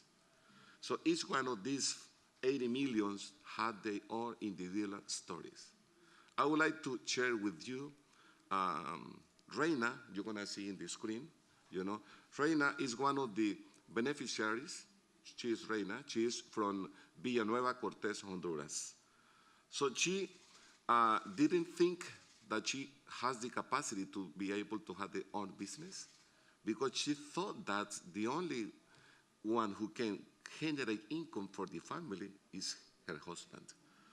So, but now, 3 years later, because she has been participating in Nourishing the Future project, so she had her own business, and she created opportunity. Now she's so happy because she really had the income, and she's been participating in so many different community activities. So now she has better opportunity for herself, but also for her family. So Reina is now a member of a formal agricultural cooperative that was established by CARE. And with Cargill's support, she's been receiving training in good agricultural practices, financial literacy, and business skills, and she now has access to financial services. The other key thing that Cargill has provided to this program is that Reina is also connected to Cargill's supply chain. She sells her corn to our business in Honduras, and she's not alone. Since we connected the corn and sorghum that's produced by Nourishing the Future farmers in the program to Cargill supply chains, 89% of the corn that is produced by farmers in the program in Honduras have now access to a formal market. And in Nicaragua, 100% of the sorghum production has been sold. And I think key is that providing this access to a formal market has given these producers the confidence to invest in their farming businesses. And why are we doing this at Cargill? I think I alluded earlier that we're a global provider of food, agricultural, financial, and industrial products and services. And we have 150,000 employees across 70 markets that are engaging with farmers like Reina every day. In Central America, we market and produce chicken and processed meats, and we also have an animal nutrition business operating across the region. We're a significant part of the food and agricultural sector in the countries that we're operating the Nourishing the Future program. So I think this gives us a unique opportunity to contribute to improving food security and nutrition across all of these communities.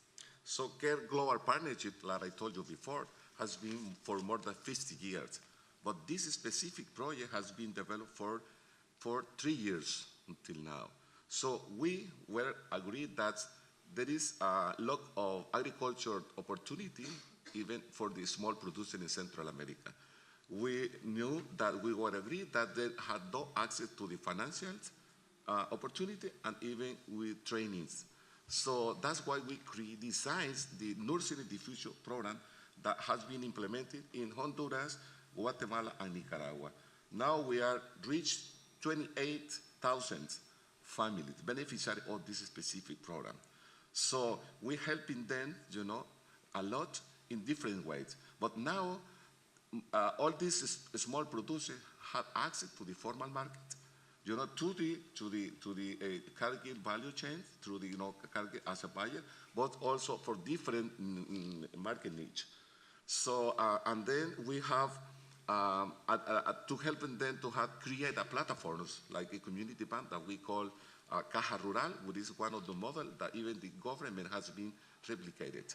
So for that, we're going to change the life of at least 28,000 families, Las Reinas.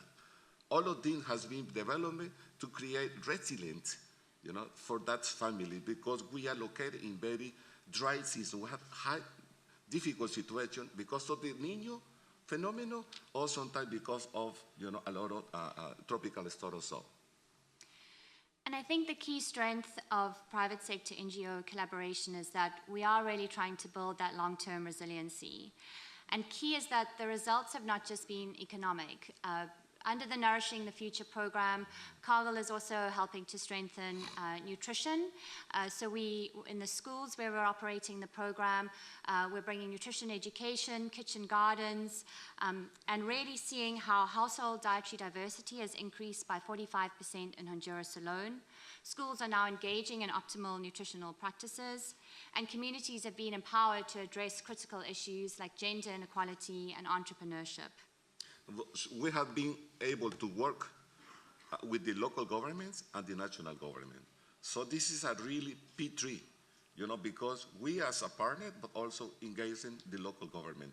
So because of the project has been very successful so far, so there is municipality, local government has been replicated the model with their own funds. Yeah, and a particular strength of the program has been the incredible commitment and participation of Cargill employees across the region.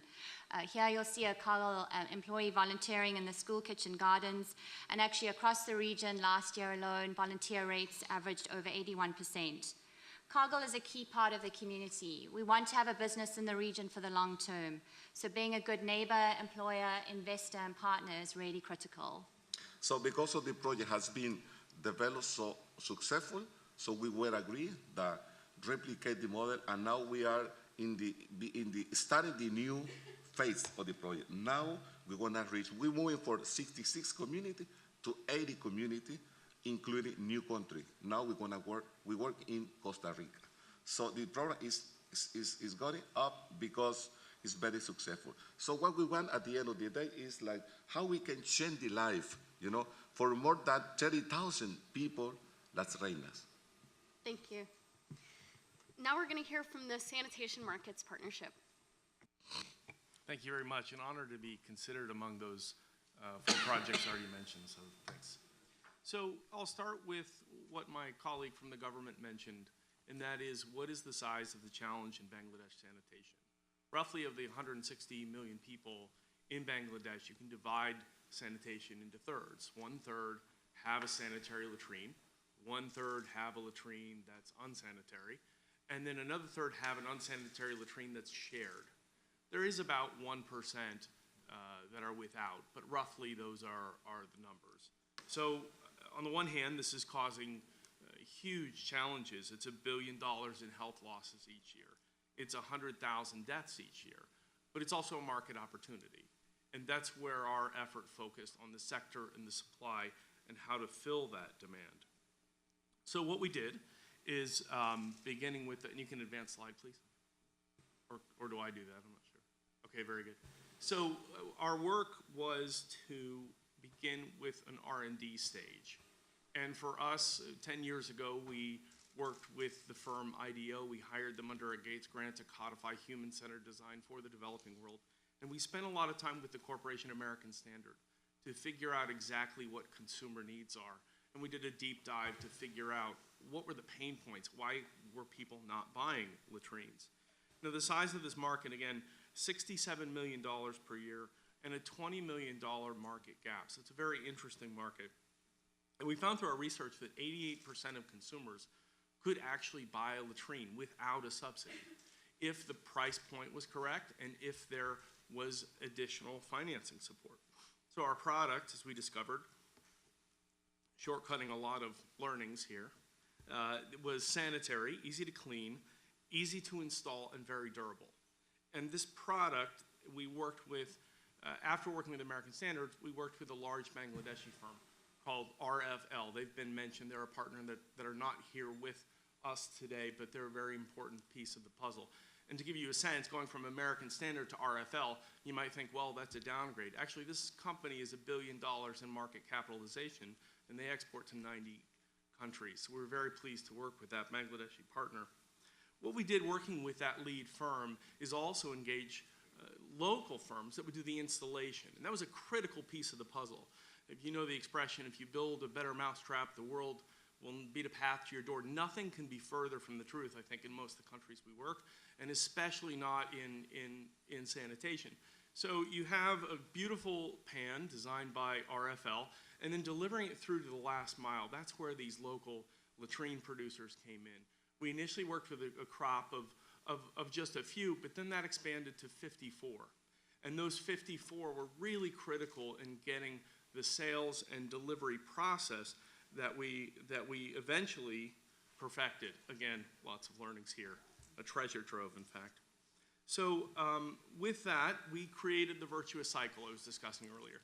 When you get the profitability, multiple points in the chain, it expands. And we saw that expansion. And I have to mention our government partner here, who at this point came in and was a consistent source of not only encouragement and commitment, but it really underlaid all of the work we were doing. And they jumped in writing a lot of the guidelines for the different actors and doing some regulatory work to ensure that the products that were provided to Bangladeshi consumers were of good quality.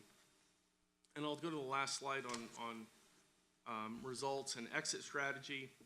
So the firm RFL invested $1 million on developing the line, and the 350 businesses that we saw crowding in were very impressive. And beyond the impact on this slide, which the 40,000 in sales, we've sold 254,000 in total on this sectoral effort beyond the UNICEF partnership, and the health savings have been $133 per family using the World Bank method. So it's 5.4 million in health savings immediately, and then 33 million with the larger effort. Exit strategy, we're done, we can go home. The businesses are trained, the lead firm is in place, and I think that's what we set out to do, so we're pleased with that. We also identify that, and we know from a randomized control trial, that if we insert microfinance into this, that we will sell 4 times as many latrines as we will otherwise. So we see a role going forward in developing that next stage of market development. And then the 355 businesses, there's a lot of work to do there to get those businesses more streamlined, up and running, more efficient in delivering. Our government partner is a key effort here in making that whole effort sustainable and lasting. And yeah, that's the story. Thank you. Oh, I have a short, if you don't mind, I have a 30-second video clip of RFL, which actually has in it, it's our third partner that couldn't be with us. Would you mind, if even just 15 seconds would help tell the story? I think the video is actually 1 minute and 20 seconds, but yeah, we can Okay, certainly sorry. run part of it if you don't mind us stopping it after a good question. As you wish, thank you. Let's show some of it. We are RFL Group, established in 1981 with a belief that poverty and hunger are curses, and an aim to generate employment and earn dignity and self-respect for our competitors through profitable enterprises. To improve the sanitation system, RFL has been working a lot. Since 2010, we have been producing plastic-made sanitary wares to improve the sanitation system. They came to us with an idea to produce hygienic latrines under a project called Sanitation Marketing System in Bangladesh. We received the ideas and started producing a hygienic latrine called Satopan.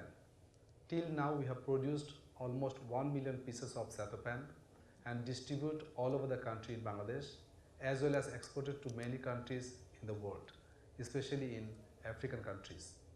We came to know that this project has been selected as one of the finalists in Impact P3 Award this year. This will definitely inspire us to work for the mass people in Bangladesh as well as all over the world. Thank you all. Great. Now we have just under 15 minutes for some of the judges to ask some specific questions. Thank you all for sharing these great stories of public-private partnership. I think one of the most valuable things of having a platform like this created by Concordia, University of Virginia, and the State Department is the opportunity to ask those questions that will really help advance thinking and practice on this topic. And so with that in mind, I'd like to ask the nominees, what was the biggest partnership-specific risk that you identified when you were developing your partnership? How did you identify it? And then how did you manage it? Given that all your partnerships are quite impactful, I think that reflects some smart risk management, and so keen to hear that. And I will ask you guys to try to answer quickly so we can get to a couple more questions. I can start. I think for us as a private sector company, our biggest fear with any nonprofit partner or state-funded partner is that they're not actually interested in our core business. They want us to do a school feeding program for with eggs, or convert pastoralists into chicken farmers. And one of the things that I think one of the risk areas we identified is a lack of a true alignment. I think that's one of the reasons why our partnership is so successful, is they want us to do exactly what we do in a bigger, better, faster way. Happy to jump in. I think when we were building our partnerships, something that came up in the very earliest days are, what do we know about women's economic empowerment as it relates to entrepreneurship and education, which is why we were, seeking out to convene the best partners that we could. And so I think that what worked for us was our partners, really saw how invested and committed we were and are to our programs and how closely we work with them. I mean, we moved away from, again, a traditional grant-making foundation to building our own programs. So we work side by side with each and every one of our academic and nonprofit and bank partners to ensure that they're meeting, meeting the goals of the program.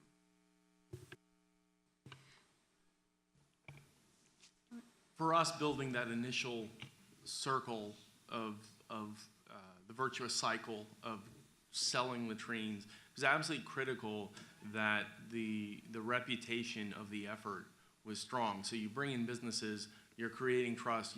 It's only one bad experience that can ruin the whole thing.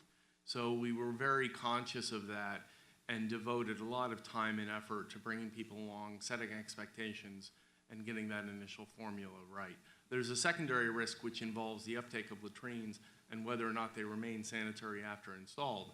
But that one, I think, is still coming about and is evolving.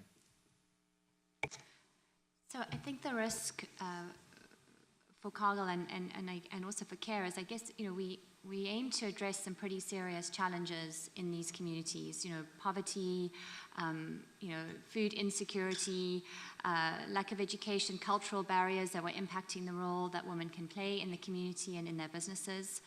But I think what we realized is, obviously we had the trust and the relationship with CARE, who had a lot of that experience in working in communities, and we knew that we could really specify the key areas that Cargill could bring to the partnership. But making sure that we really had an impact and taking on some of those challenges was a pretty big risk in the beginning. One of the risks that we saw early on was moving the partnership too big and too quickly, because Accenture is a global consulting firm. We have 400,000 people worldwide, where and Upperly Global is a small, relatively small nonprofit with 40, 60 people. And so we're really mindful of the size difference, and we're pacing our strategy and our partnership so that we don't overwhelm the nonprofit. At the same time, we can bring the best out of this partnership.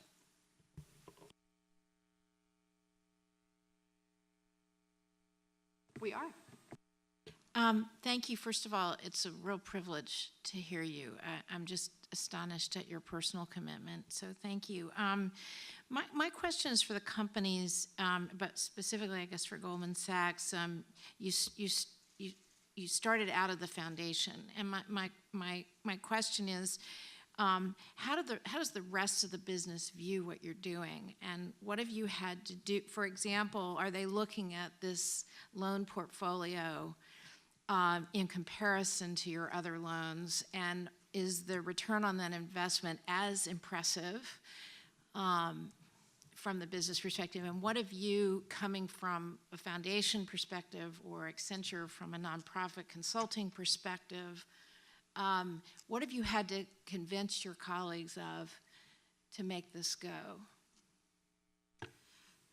So I can try to unpack each of those questions. Sorry. I think, you know, in terms of my colleagues and support in our programs, it's led by the very top at our company, and I think that's one of the ways in which that programs like these, of this size and scale, can really exist, when you have the leadership of a company standing up saying that investing in women is a smart thing to do, and there are great economic benefits to doing that. And so, you know, that leadership is from the top and works its way down.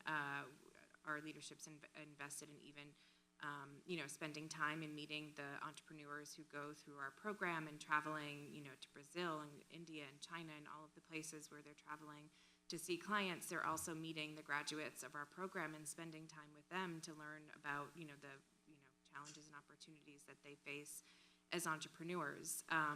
And in terms of our partnership with IFC, the first $100 million that we committed in 2008 was from the Goldman Sachs Foundation. This is a foundation program. It's completely separate from the business, and even our $50 million commitment to our partnership with IFC is philanthropic capital. And so it's not, again, the firm's capital. And one of the interesting things that we've seen even in that partnership is we initially set out to raise a $600 million facility with our philanthropic capital, IFC's initial investment.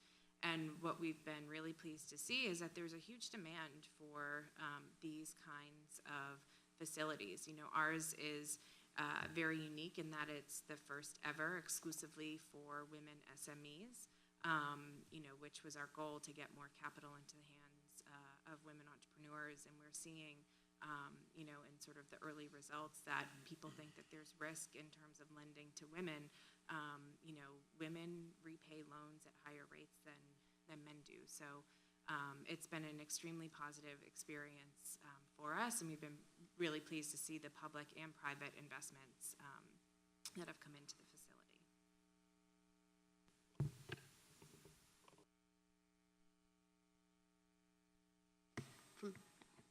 Richard. So thank you. I mean, it's clear that all these projects have had significant impact, and it's quite impressive at the level of dedication. As judges, we're trying to figure out, okay, now how do we delineate between the various actors and the scale and sustainability of impact? I think one of the things that differentiates the P3 Impact Award is looking at how we evolve from CSR to creating shared value. What's the business case for getting to scale? So, my question is, I would love to see the financial statements for all of that. That's the first thing I was looking for going through the application. What's the cash flow, P&L, and balance sheet for each of the private sector companies? Because, for instance, if we look at the return on investment, what is it costing per farmer? And what is the benefit coming back to the firm per farmer or per beneficiary? And because then we get to scale. If it's costing $10,000 per beneficiary, how are we going to get to 500 million beneficiaries? And so I'm curious from the various partners, one, what's your return on investment? But then also, what are all your sources of funding? For instance, what are all your sources of donor funding? Is it just USAID, or is it from others? And what percentage of the costs are being put in by the company? And then how do you look at the business case, if you're not having to cover, say, your fixed costs, how does that replicate to other SMEs who do and have to use debt and equity financing versus grant capital? Thank you. Sure. I think the right capital at the right time is really important for a business like ours. So, we started with seed capital and angel money. Then we raised a Series A round, which is more venture capital. And then there was a really interesting period between Series A and Series B where we needed some philanthropic capital because we were profitable, we were getting some customers, but we still really hadn't proven the commercial case.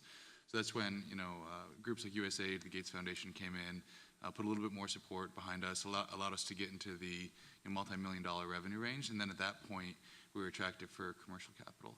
I'm happy to say for our early investors, we've achieved over a 10x return on their investment. And then currently we're able to attract commercial money, commercial private equity, international debt at commercial rates because we do make money and we also make an impact. So, for every dollar of grant money invested in our business, it's about a 20x return in terms of overall impact in the economy of Ethiopia. And we've also created positive financial value for our financial investors.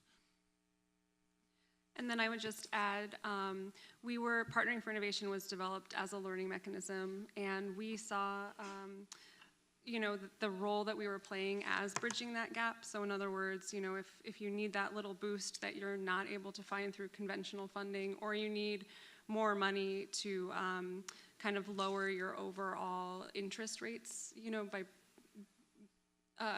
so we really see that as the place that we come in and where philanthropic and aid money can kind of help move forward businesses into bottom of the pyramid markets. So We have time for probably one more response in order. Thank you. I would like to respond to your question from the local perspective. So because there's different key partners who are participating in the process. It's not only, the partnership between CARE and Cargill. So from all programs in Central America, we have funds from the community in some way also that has been invested, according to their capacity. But the local governments, they also, having funds to be able to increase, the funds. In that way, we can reach much more people.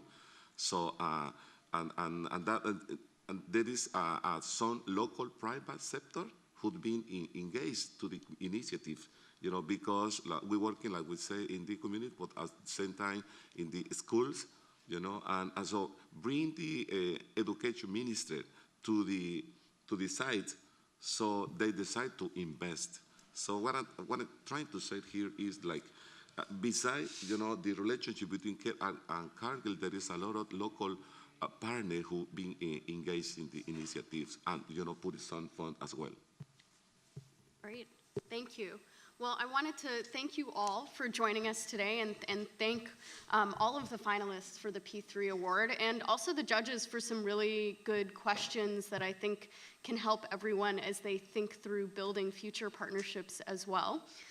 Hopefully this is a conversation that everyone in this room can continue and take forward, and I do want to emphasize your point about sharing when things don't work. As a journalist, it is particularly difficult to get people to discuss that, but as a journalist who also is focused on solutions, I do think it's really important. So if you want to talk about your challenges and your learnings, find me afterwards.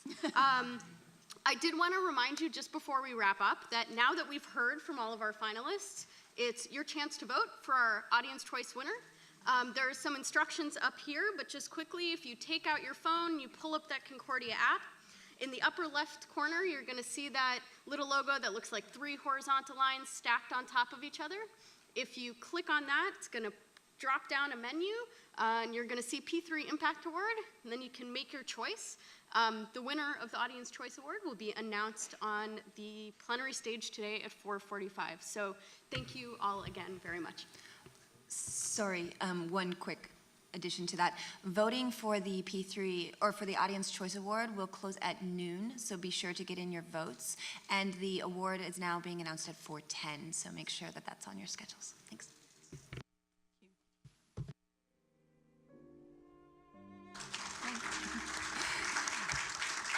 I'd like to encourage everybody to continue these conversations outside.